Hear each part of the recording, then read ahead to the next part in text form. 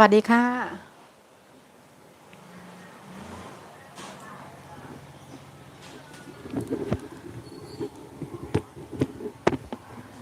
สวัสดีค่ะเข้ามาแล้วก็อย่าลืมกดไลค์กดแชร์ออกไปนะคะมาดูวิธีวางผ้าตัดขาตัดกางเกงนะคะว่าเราจะวางแบบไหนไม่ให้ขากางเกงของเราบิดเป็นริ้วนะคะเพราะว่ามือใหม่หลายท่านยังมีปัญหากับการวางผ้าอยู่เนาะ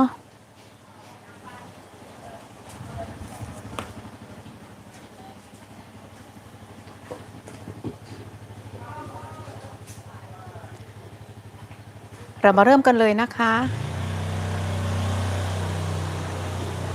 มองเห็นกันอยู่ไหม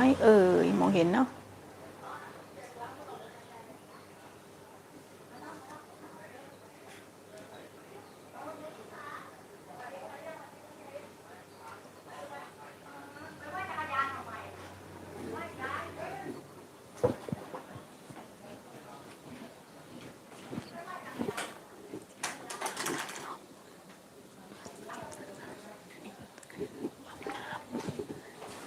น้ำมันถัง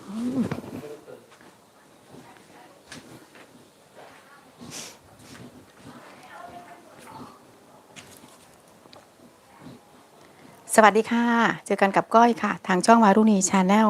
วารุณีสอนสร้างแพทเทิร์นเป็นช่องแบ่งปันทางด้านการตัดเย็บเสื้อผ้าและการสร้างแพทเทิร์นนะคะสำหรับคลิปนี้นะคะแบ่งปันเพื่อนๆนะคะเทคนิคดีๆการวางผ้าตัดกางเกงนะคะว่าเราจะวางแบบไหนแนวไหนไม่ทำให้เวลาเราตัดเย็บกางเกงขึ้นมาเสร็จสวมใส่แล้วขากางเกงไม่บิดไม่เป็นริ้วนะคะยังมีมือใหม่หลายท่านที่ยังมีปัญหากับการวางผ้านะคะเรามาเริ่มกันเลยนะคะเข้ามาแล้วก็อย่าลืมกดไลค์กดแชร์ตัวนี้ก็จะเป็นแพทเทิร์นนะคะแพทเทิร์นกางเกงที่เราสร้างเสร็จแล้วเรียบร้อยการสร้างแพทเทิร์นนะคะเพื่อนๆก็ไปดูที่ EP 36เนาะเป็นกางเกงพื้นฐานการสร้างกางเกงนะคะมันจะมีแนวเส้นของเขาอยู่ก็คือเส้นกลางขานะเส้นนี้นะคะในแพทเทิร์นจะต้องมีเส้นนำคือเส้นกลางขาแนวผ้าตามยาวนะคะเส้นนี้สำคัญเวลาก้อยพาสร้างแพทเทิร์นก็จะพูดบ่อยๆนะคะว่าเส้นนี้สำคัญขาดไม่ได้จะต้องมีคือเส้นกลางขาแนววางผ้าตามยาวนะคะเส้นนี้เป็นชิ้นหน้าและชิ้นหลังก็จะมีเช่นกันนะคะเส้นกลางขาเวลาเราไปวางผ้าเราจะใช้เส้นนี้เป็นเส้นนำนะคะกลางขาการสร้างแพทเทิร์นนะคะเวลาสร้างแพทเทิร์นกางเกงอาจจะสร้างชิ้นหน้าและชิ้นหลังอยู่ในรวมกันนะคะแต่ตรงนี้ก็จะลอกออกมาเพื่อที่จะให้เพื่อนๆดูได้ชัดเจนและไม่งงนะคะแพทเทิร์นของชิ้นหน้ากางเกงนะคะแพทเทิร์นของชิ้นหน้าของกางเกงนะคะตรงเส้นกลางขาเขาจะอยู่ตรงเส้นของเกล็ดมองเห็นกันไหมคะมองเห็นกันอยู่เนาะตรงเส้นของเกล็ดนะคะจะผ่าตรงเส้นกลางเกล็ดเลยนี่คือชิ้นหน้าของกางเกงนะคะแพทเทิร์นกางเกงต่อมาในส่วนของชิ้นหลังนะคะเส้นกลางขาชิ้นหน้าและชิ้นหลังจะเป็นเส้นเดียวกันดังนั้นสังเกตได้ว่าเส้นกลางขาของชิ้นหลังจะไม่ได้อยู่ตรงกลางระหว่างของเกล็ดชิ้นหลังนะคะเกล็ดชิ้นหลังมาจากไหนเกล็ดชิ้นหลังเราจะหาช่องไฟระหว่างเส้นเอวและเส้นสะโพกที่เราบวกเกล็ดแล้วเรียบร้อยแล้วหาร2นะคะหาร2แล้วเราจะได้เกล็ดในส่วนของชิ้นหลังคือตรงนี้นะคะแต่ชิ้นกลางขาเส้นกลางขานะคะเราจะใช้เส้นเดียวกันกับชิ้นหน้านี่ค่ะมันจะอยู่ประมาณนี้คือเส้นนำจะไม่มีการย้ายเส้นกลางขาของชิ้นหลังมาเป็นตรงเส้นเกล็ดนะคะตรงนี้เพื่อนๆไม่งงเนาะนะอย่าลืมว่าเราจะใช้เส้นเดียวกันขอระหว่างชิ้นหน้าและชิ้นหลังในส่วนของเส้นนำวางผ้าตัดกางเกงคือเส้นกลางขาไปต่อเลยนะคะมาดูวิธีวางผ้านะคะผ้านะคะส่วนมากก็จะเป็นผ้าหน้ากว้าง60นะคะอันนี้คือก้อยทำตัวย่อนะคะเพราะว่าลูกค้าสั่งแพทเทิร์นไปหลายตัวแล้ววางผ้าแล้วมีปัญหาเรื่องขาบิดเพราะว่าช่างแพทเทิร์นกับช่างกางเกงช่างตัดนะมันเขาไม่เก่งเรื่องแพทเทิร์นเนาะการวางผ้ามีเท่าไหร่เขาจะวางไปเลยนะคะการวางผ้านี่สำคัญส่วนมากจะเป็นผ้าหน้ากว้าง60อันนี้คือผ้าตามยาวนี่คือริมผ้านะคะอันนี้ก็จะสาธิตให้ดูนี่คือริมผ้านะคะเราวางสันทบเข้ามาแบบนี้ริมผ้าตรงจุดนี้คือหน้ากว้างเขาเรียกอะไรผ้าหน้าขวาผ้าขวางและผ้าตามยาวก็คือตรงส่วนของริมผ้าขวางก็จะเป็นส่วนนี้นะตรงส่วนนี้ทีนี้การวางผ้าตัดกางเกงนะคะเราจะวางทบผ้ามาแบบนี้เราจะใช้ริมผ้าเป็นหลักเกณฑ์ ตรงริมผ้าตรงนี้เป็นหลักนะคะขากางเกงเราจะได้ไม่บิดไม่เป็นริ้วเวลาเราเย็บนะนี่ค่ะวางผ้าให้ทบกันแบบนี้ริมผ้านี่ค่ะปักให้เรียบร้อยแบบนี้นะนี่ค่ะปักแบบนี้เลยการวางผ้านะคะเราจะวางในส่วนชิ้นที่ใหญ่ที่สุดก่อนก็คือชิ้นหลังนะคะกางเกงนะ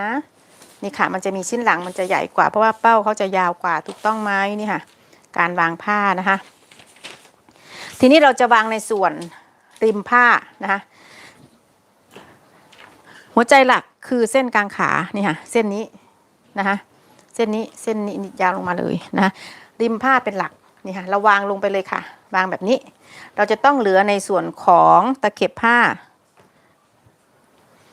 มองเห็นกันไหมคะมันล้นโต๊ะไหมไม่ล้นเนาะ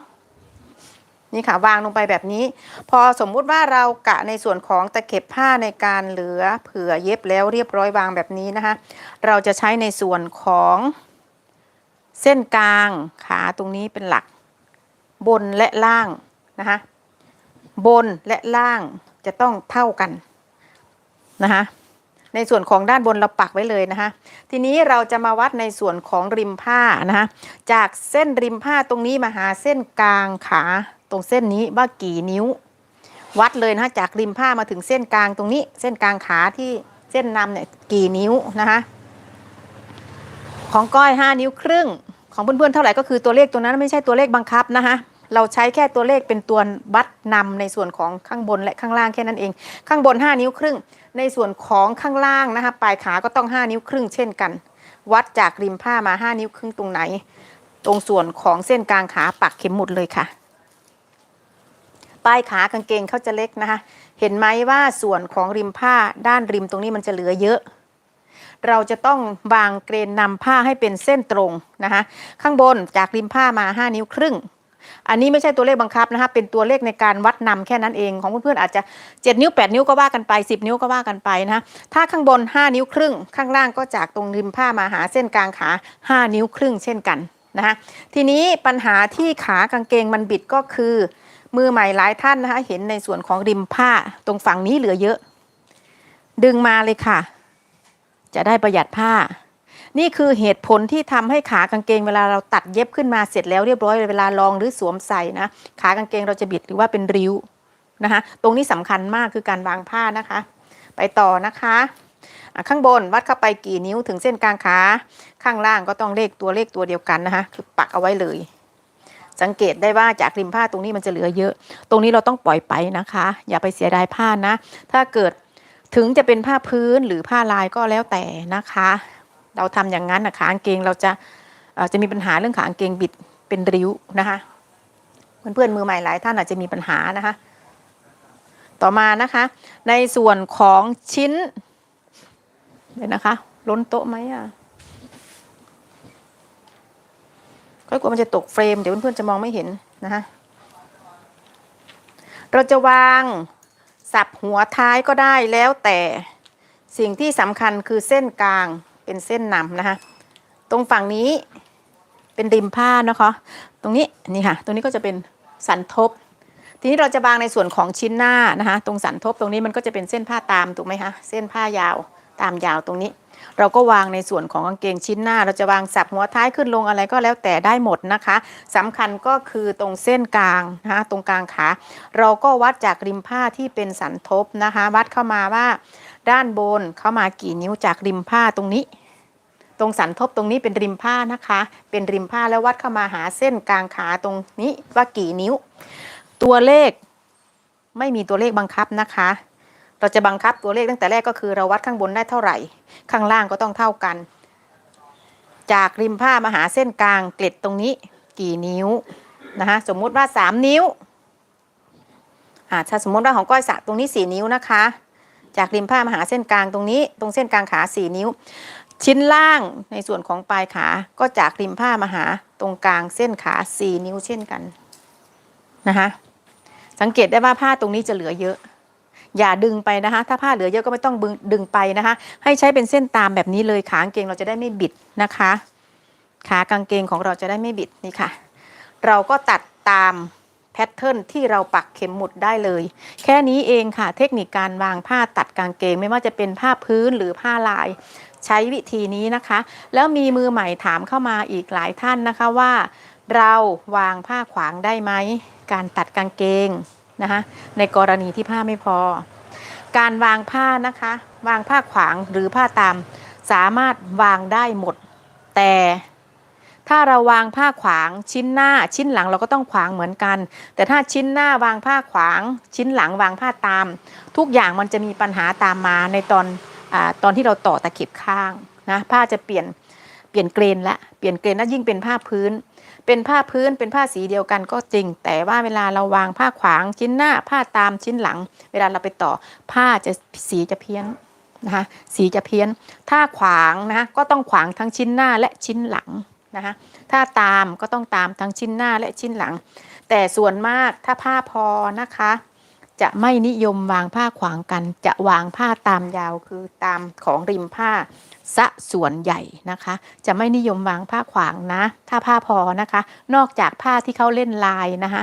ถึงจะวางนะคะตรงนี้ไม่มีผิดไม่มีถูกนะคะใช้ดุลพินิจของช่างแล้วก็ดีไซน์ของกางเกงนะคะเพียงแต่ว่าถ้าเราขวางก็ต้องขวางทั้งชิ้นหน้าและชิ้นหลังนอกจากการตกแต่งเล่นลายผ้าของกางเกงนะคะหวังว่าคลิปที่ก้อยทำนะคะคงจะเป็นประโยชน์กับเพื่อนๆไม่มากก็น้อยนะคะดูแล้วก็อย่าลืมกดไลค์กดแชร์กดติดตามช่องไว้นะคะก้อยขออนุญาตลงไลค์ไว้เจอกันใหม่คลิปหน้าสวัสดีค่ะ